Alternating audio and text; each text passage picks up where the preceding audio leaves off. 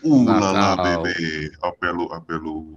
Ya, terima kasih kesempatannya. Sebelumnya, tadi kan Bapak bilang Turki, Afghanistan, apa yang masih teman sama Palestina ya Pak ya. Tapi Mm-mm. saya ada baca kemarin di Turki aja ternyata ada kedutaan Israel ya kalau nggak salah ya Pak ya. Benar nggak itu Pak? Itu Ada memang hubungan Turki itu diplomatiknya. memang orang munafik. Turki itu memang bangsa yang munafik. Karena Turki itu bilang apa namanya benci dengan Eropa, tapi dia sendiri ngemis-ngemis minta jadi anggota Uni Eropa, bayangin. Iya, Itu sama memang bangsa China yang juga munafik gitu ya. itu. Persis kayak si Iya, itu, si Aswedan itu, Gubernur Aswedan iya. itu. Heeh. Terus Turki sama China juga gitu kan, hubungan baik, tapi sebenarnya yang uh, ya gitulah Pak, main dua kaki ya Pak. Nah, Iya, gini, tapi Turki sama Cina, Turki itu sudah bangkrut. hmm, Tadinya di Turki, hmm, Erdogan itu mendirikan organisasi anti Cina. Geblek ya. Itu memang itu orang memang rasis bener itu Erdogan satu. Ditiru sama si Baswedan itu. Turki itu punya organisasi anti Cina, kemudian bangkrut. Turki kan bangkrut 4 tahun yang lalu ya. Terus semua BUMN-nya Turki dibayari sama Cina. Lalu Erdogan bersumpah kepada Cina, saya akan menghapuskan semua organisasi anti Cina yang ada di Turki. iya. Dia jilat itu pantat Cina, sak tai-tainya, sak kremi-kreminya. Karena dibeli sama Cina, BUMN-nya dibayarin semua utang-utangnya. Itu gitu ceritanya itu. Itu memang Oh ya orang Pak, munafik tuh Erdogan itu. oh ya, sebenarnya saya mau nanya dua pertanyaan hari ini Pak. Pak, yang mengenai topik hari ini Pak ya. Yang pertama gini Pak, kan kalau di tanah air kan stereotipnya atau mungkin di framing ya bahwa orang Kristen tuh pasti fanatik ngefans sama Israel gitu-gitu kan. Mm-mm. Padahal kalau kita mau lihat juga Israel tuh kan di sana basisnya kan Yahudi ya Pak ya, mayoritas juga Yahudi.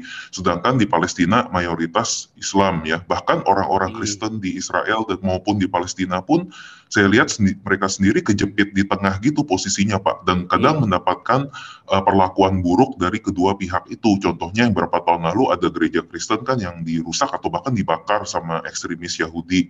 Nah, jadi yang pertanyaan saya yang pertama itu, jadi menurut Bapak gimana tuh mengenai orang-orang Kristen di Indonesia atau dimanapun yang ngefans banget sama Israel terus bilang we stand for Israel, gitu.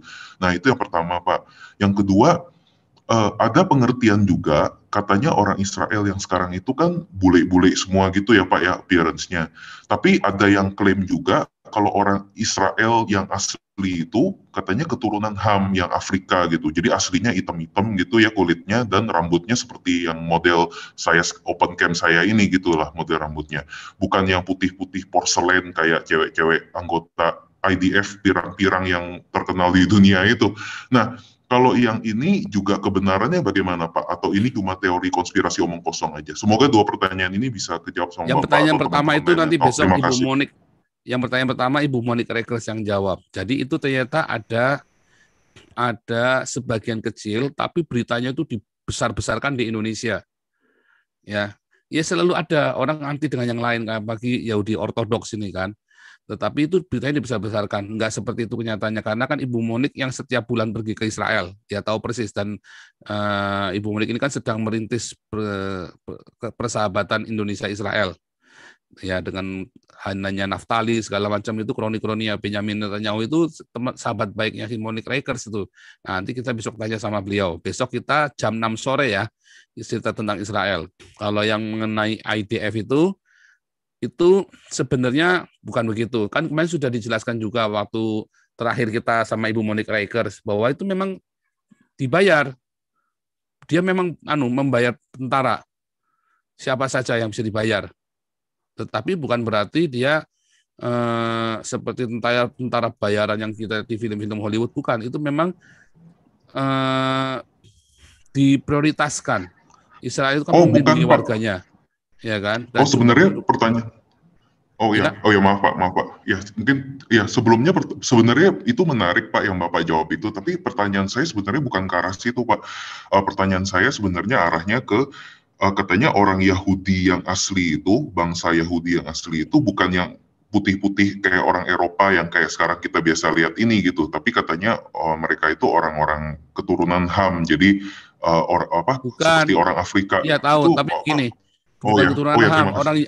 Orang Israel itu keturunan dari Sem, bukan dari Ham.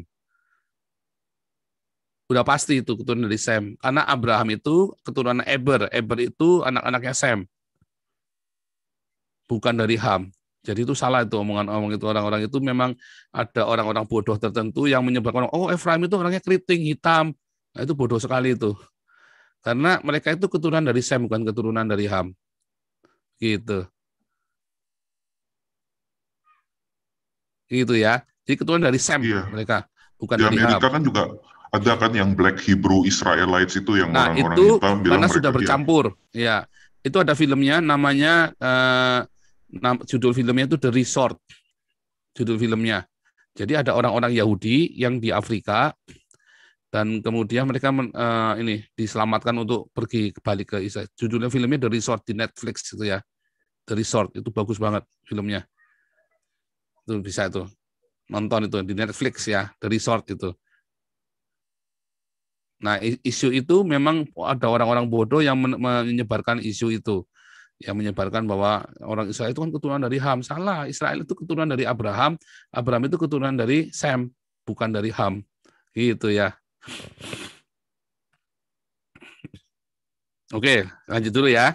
Oke, terima kasih Pak Ya, tanggapannya ini Pak. Yesus Kristus, silakan. Sebelum lanjut Pak Paul, Ya, Habibie di sini Pak Paul. ya Pak Habibie, ntar.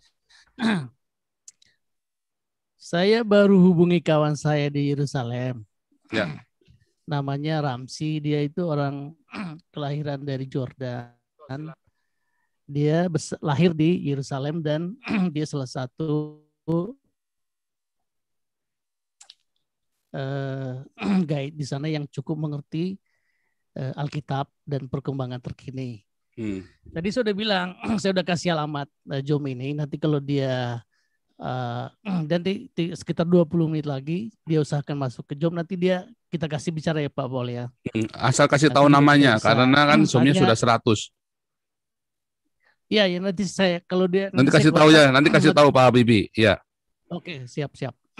Lanjut Pak Paul. Ya. Nanti aku Lanjut ini, Yesus Kristus, silakan.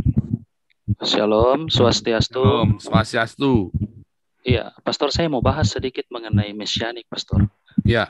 Saya juga sudah memperdalam mesianik kurang lebih 2 tahun di sebuah kehilat, Pastor. Bukan kehilatnya Pastor Sutrisno ataupun Yakob Sulistyo, tapi kehilat yang memang mesianik Yudaisme. Tidak bisa dipungkiri masih banyak antisemit sampai dengan saat ini, Pastor. Apakah bangsa Yahudi antikristus? Bukan. Saya sangat menegaskan bahwa bangsa Yahudi bukan antikristus. Betul, imam-imam Yahudi terlibat penyaliban Yesus, tetapi bukan Yahudi pada umumnya, karena imam-imam ini menggunakan istilah Yudayoi atau sekumpulan orang-orang elit, bukan Yudaios yaitu bangsa Yahudi pada umumnya. Dalam Roma 11 ayat 25 juga Bapak sempat membahas kurang lebih 2-3 hari yang lalu, sudah jelas bahwa nanti seluruh Israel akan diselamatkan setelah genap kepenuhan bangsa-bangsa Goyim yang telah percaya itu. Kekristenan itu lahir dari bangsa Israel, jadi kita perlu juga untuk menghargai dan menghormati mereka. Begitu banyak orang-orang Yahudi yang telah mengikuti mikve atau baptisan dan menerima Yesus sebagai Mesias mereka. Dan nanti seluruh Israel akan diselamatkan oleh Yesua ben David menggenapi Zakaria 10 ayat 12.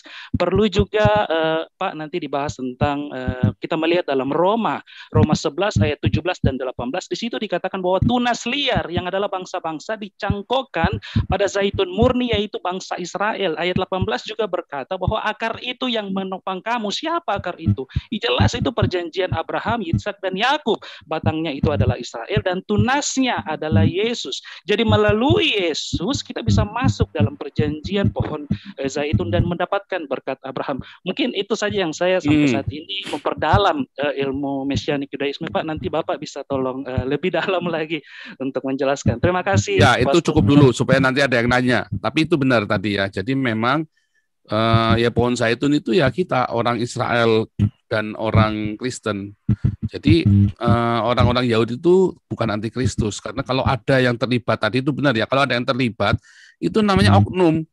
Dia tidak mewakili orang Yahudi seluruhnya, itu oknum. Dan orang-orang Yahudi yang berseru saliban itu semua sudah dibaptis sama Petrus di Kisah Rasul 2. Itu sudah dibaptis semua sama Petrus itu, orang-orang Yahudi yang teriak-teriak salibkan dia gitu. Dan ini udah ganti generasi. Ya, kesalahannya kan karena kita memaksakan Trinitas. Saya dari gereja Trinitas ya, jangan ngomong saya anti Trinitas ya. Ini gua kutu jadi kodok dalam tempurung lo yang bilang gua anti Trinitas. Tetapi kita harus melihat bahwa orang Yahudi itu tidak akan pernah bisa menerima Trinitas. Orang Yahudi bisa percaya Yesus adalah Sang Yehova sendiri, tetapi dia tidak akan pernah bisa percaya bahwa Yesus adalah Trinitas. Tidak akan pernah bisa. Percaya saya, karena nggak akan nyambung nanti dengan perjanjian lama. Itu yang itulah faktanya. Nah makanya balik lagi, kalau Anda ingin memenangkan orang Yahudi, tanggalkan dogmamu, balik ke yang esensial dulu, ajaran dari Kisah Rasul, bukan ajaran dari Bapak Gereja. Tadi ya Daniel 12 tadi sudah saya tunjukkan, Bapak Gerejanya saja nggak ada yang bisa bahasa Ibrani. Ya Athanasius itu nggak bisa bahasa Ibrani loh. Makanya itu rahasia itu tersembunyi, yang dibukakan nanti kita ini. Begitu ya. Kalau Anda ingin menginjili, kalau Anda pergi ke Israel, Anda pengen menginjili sana, pesan saya jangan bawa-bawa Trinitas. Saya jamin ditolak, diketawain. Ya, oke lanjut dulu nih. Kita lanjut yang nama video dulu nih. Ya.